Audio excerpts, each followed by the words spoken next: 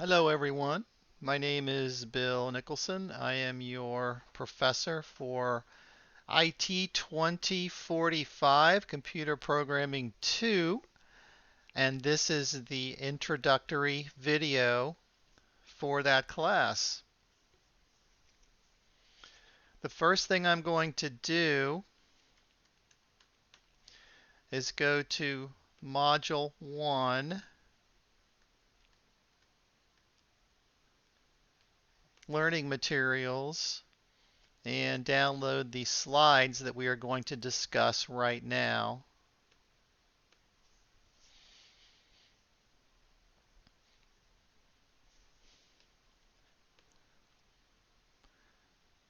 When this video is finished, I will post a link to it in that learning module. And that will probably be how you got here to watch the video that you're watching now. Isn't technology amazing? We're going to discuss an overview of the course, how it's going to run, what the expectations are, and then get you started this semester.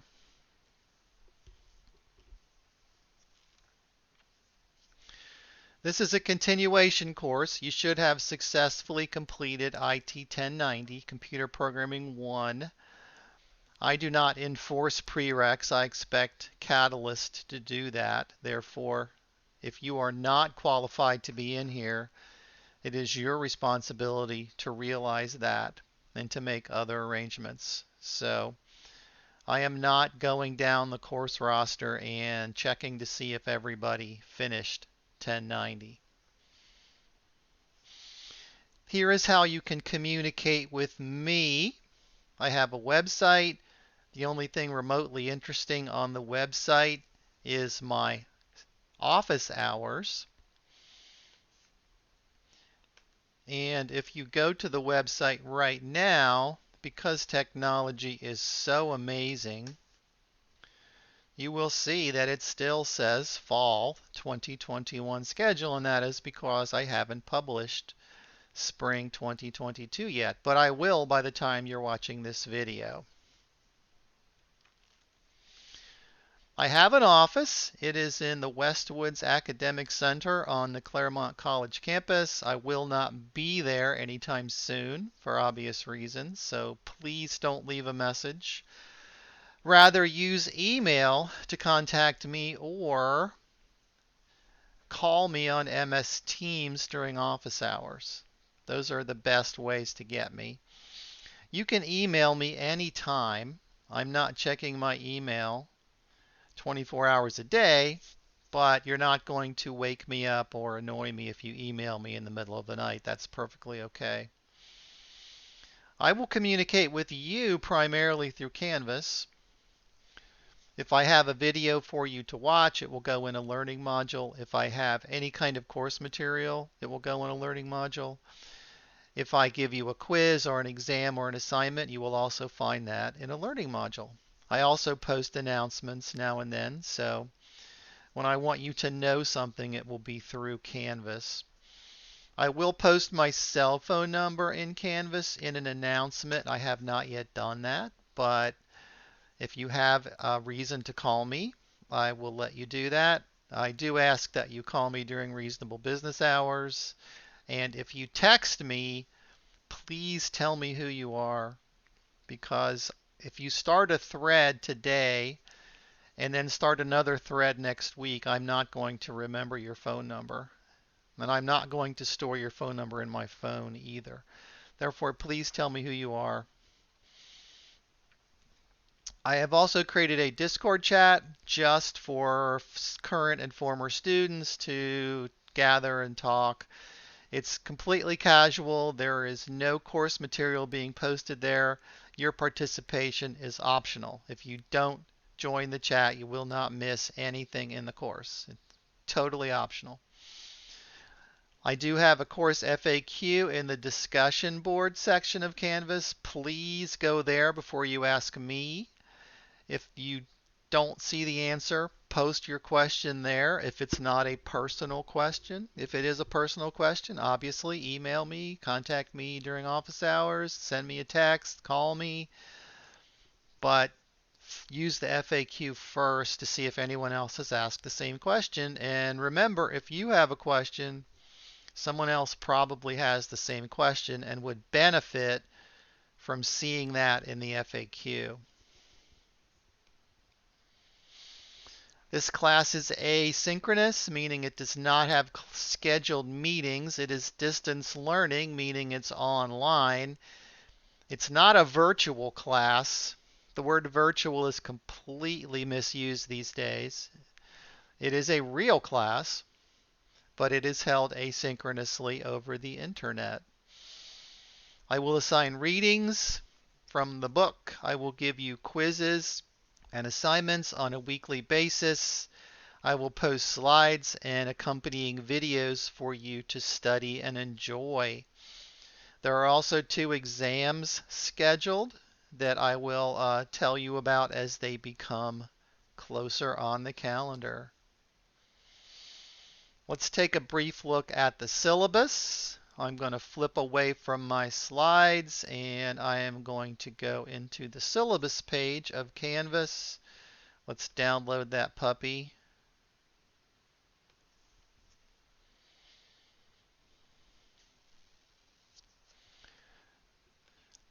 This is a continuation of 1090. We use the same book. The book is required. I expect you to have a copy of it. You can buy a used copy because I don't use the online access code or any other subscription-based services that might come with the book. So save yourself a lot of money and buy the used version if you like. Safari is an excellent resource for you. It is a subscription service provided by the university, and you can find hundreds and hundreds of IT and CS textbooks. They are complete. They're not excerpts. They're not limited. As long as you authenticate through the UC authentication service, and Safari knows that you're using the subscription purchased by the university, you can see all the books cover to cover. Lynda is wonderful. The university also provides us a subscription to Lynda. And Lynda is more oriented towards videos, I think, in my experience. So you can watch people do things and learn all kinds of neat stuff, not just computer related. I've also listed some free Java resources that I find useful. They're not required. Nothing will be assigned from them, but you may find supplemental resources very helpful. And I also strongly encourage you to find other resources if you need clarification on a topic. So if the book isn't sufficient, if you're not quite sure about something, Java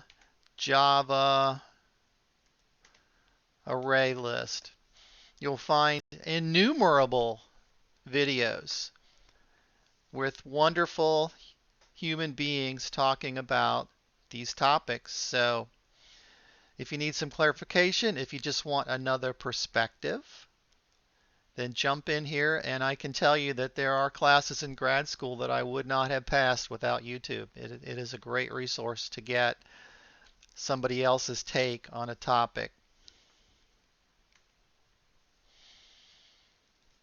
And I'm going to scroll through parts of this because we've either already talked about it or I'm going to let you do it on your own.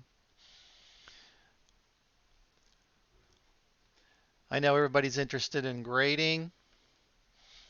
10% of your grade will be the weekly quizzes.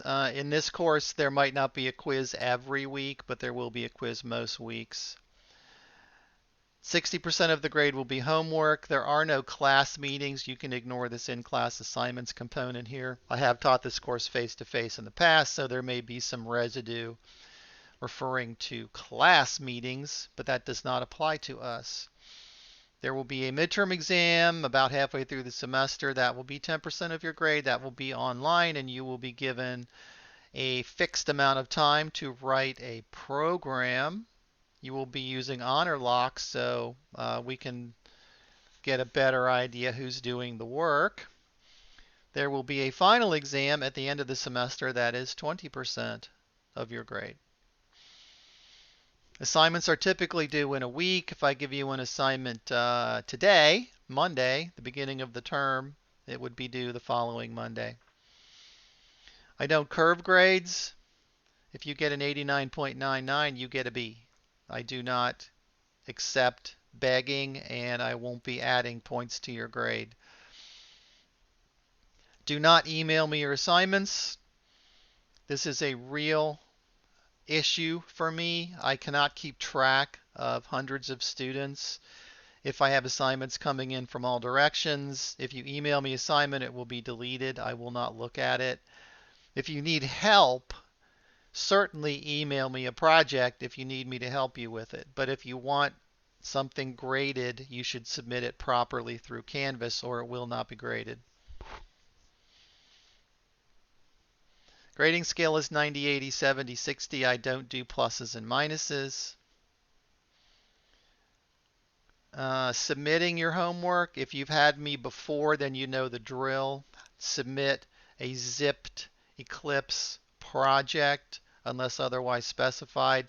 If you haven't had me before, then reach out to me and I will help you figure out and understand how to submit things. Not a problem. If an assignment is late, it's 10% per day. And the penalty begins 1 second after the due date. Okay, if you turn it in 1 minute late, it is 10% off. I don't do linear point deductions depending on how late something is. It's a discrete 10% per day starting immediately after the due date. If you don't submit something correctly, if you submit half of a project, or you submit the wrong project, or you submit a poorly documented project, or you don't name it correctly, then it will not be graded either. So standards matter. Standards are important in the professional world, therefore they are important here. We pay attention to detail. Participation, again, we're not meeting, so don't worry about this boilerplate that says the class may meet. I'm not going to require you to meet. I'm not going to hold regular class meetings this semester for IT 2045. What else can I tell you? If you need to drop, I don't want anyone to drop. I want everybody to get an A. That's my goal, is for everyone to be wildly successful. If you do need to drop for some reason, drop the course. Don't simply stop participating. If you do that, you will get a UW. If you show up for a couple of weeks and turn in a couple of things and then just give up, you will get a UW, which means unofficial withdrawal. You will not get an F. An F means you tried and failed. A UW means you just stopped trying. Those are two different things. Academic integrity, don't cheat. Everything is individual work unless I tell you otherwise. You are not permitted to have someone else do your work for you. You're not permitted to download it off of Chegg. I want to get your take on the work and I want to grade your submission.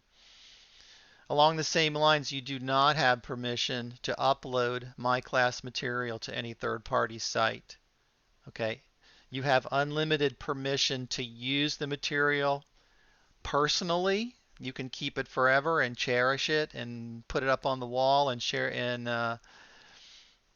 have it at your birthday parties and Christmas, but you cannot give it to any third-party sites for distribution. It only belongs to me. At the very bottom of the syllabus, I have given you a course schedule. You can see that in most weeks there is a quiz. I may add some more quizzes as we go. We'll see. But you can get a feel for the reading requirements in the course and the topics we are going to cover. The first week is review. meaning that if you did well in IT 1090 and you held on to it in your brain, you should have no problems in the review. I published a review quiz just to get your mind working again, and I also published an assignment that you are able to do based on your knowledge from IT 1090. And then in week 2, we go crazy. We start with new material. This class is primarily oriented towards Object-Oriented Program, or OOP. The first thing we do is start talking about objects and classes. You can see then throughout the semester we're going to cover a whole bunch of different material. At the end of the semester there will be a final exam during exam week, and then you can take the summer off and relax. Okay, back to my slides again. Just a couple more slides to get you through. Professional practices. I expect you to do your own work. I expect you to ask me for help. Reach out to me during office hours. Reach out to me through other means of communication. Learn how to frame a problem. Communicate with me on a professional level, and I will help you. Let me know how you're doing. Are you not feeling well? Are things going roughly for you? Let me know. And of course, we don't have a class meeting, therefore you don't have to come to class on time, so you can ignore the coming to class advice. Think about what you want out of this course. Do you want to be a programmer?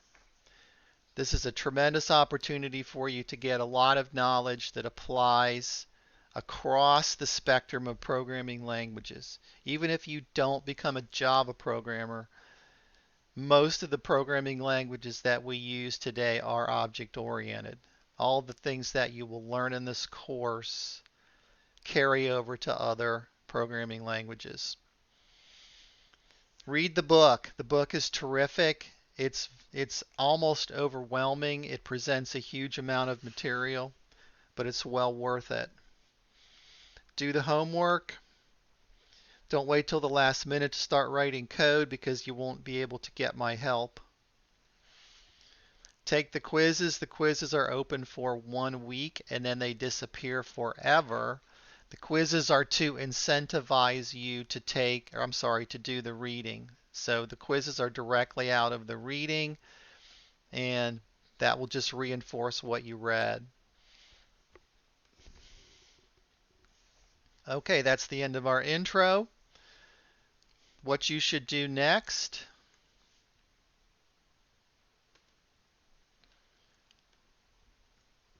is go to Module 1, which you probably already in Module, or you probably are already in Module 1, or you wouldn't have found this video. Take the syllabus quiz. The syllabus quiz is just to make sure that you read my syllabus. You will have an unlimited number of attempts, and you must score 100% to continue in the course. This is not optional. All the answers to the quiz are in the syllabus.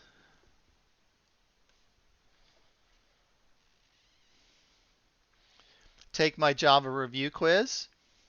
The Java review quiz also closes at the end of the week, January 16th, which is Sunday at midnight. Take it as many times as you like, and I will keep the highest score. So the quizzes are a really easy way to pump up your grade.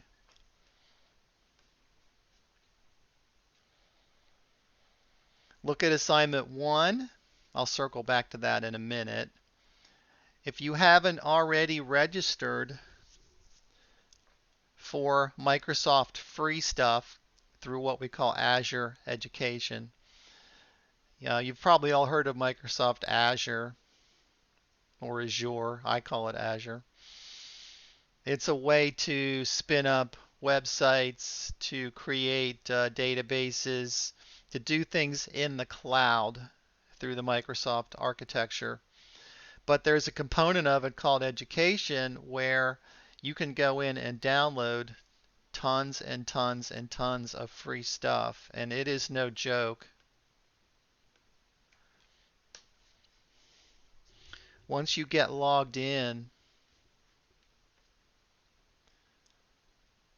you're going to authenticate through the UC authentication mechanism. But once you get in, you can download Windows. You can download Microsoft Visual Studio. You can download SQL Server.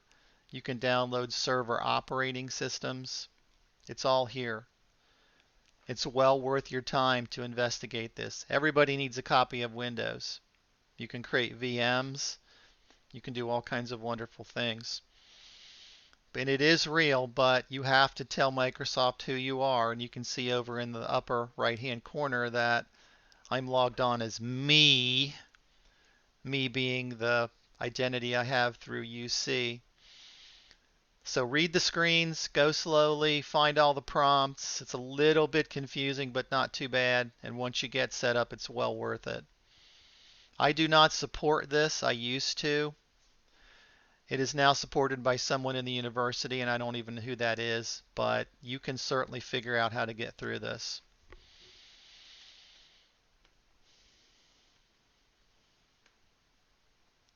The next thing you should do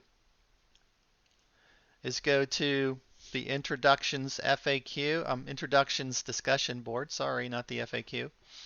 Introduce yourself to the class, tell us who you are, post some pictures, interact with everybody else. So let's build a little bit of community. And then I will circle back to the assignment. The assignment is right out of Project Euler. PE means Project Euler. And I can tell if you watch this video because you won't know what PE means unless you watch the video. I can also tell whether you submit it correctly that you watched the rest of the videos, because I am going to explain to you how to submit this project and how to architect this project in another video in this module. So once you've watched all the videos and studied them and followed along with me, you will be equipped to write this program. Now, if you didn't have me for IT1090, you may not have used Eclipse. Therefore, at this point, you should probably make a note to yourself to install Eclipse on your development machine immediately so you can start cranking out assignments. This particular assignment requires you to also include a new artifact in the project folder, and that is a screen snip of your success in Project Euler. And that's going to be called results.jpg, and it's going to go in the root directory of the project. I illustrated that for you here in this little screen snip. You don't get to name it anything else. You don't get to pick the name. You must name it results.jpg, and you must put it in the root directory of the project. So all kinds of neat things for you to do right away to get going in the course. Any questions at all, please put them in the FAQ if they are common questions. If they are personal issues, email me, contact me during office hours. It's great to see all of you, and let's have a wonderful semester. Thanks.